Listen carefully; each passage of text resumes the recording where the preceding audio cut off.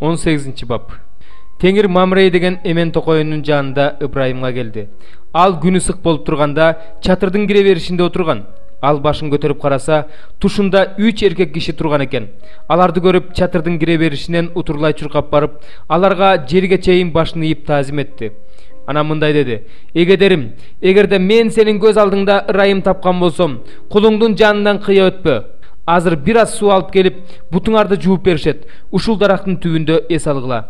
Мен тамак аш алып келейин. Силер күч кубатыңарга кирип алып, анан жөнөгүлө. Анткени кулуңардын жанынан өтүп баратасыңар. Аларга айтканыңдай кыл" дешти. Ошондо Ыбрайым чатырга шашып кирип, Сарага мындай деди: "Бол тезирээк, эң жакшы ундан 3 сата камыр жууруй салып, ачыткысыз нан жаса."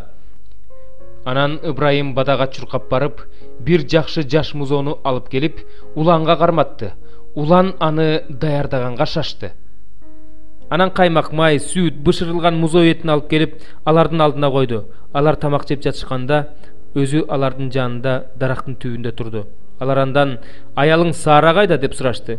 Ал: "Ушул жерде, чатырда" деп жооп берди. Алардын бири мындай деди: "Мен келерки жылы ушул эле убакта сеникинде болом.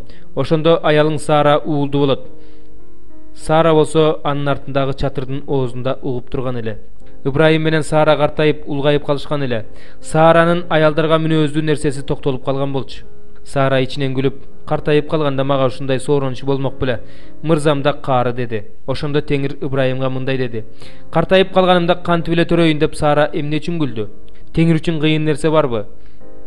Келерки жылы айтылган мөөнөттө мен сеникинде болом. Ошондо Сара уулду болот.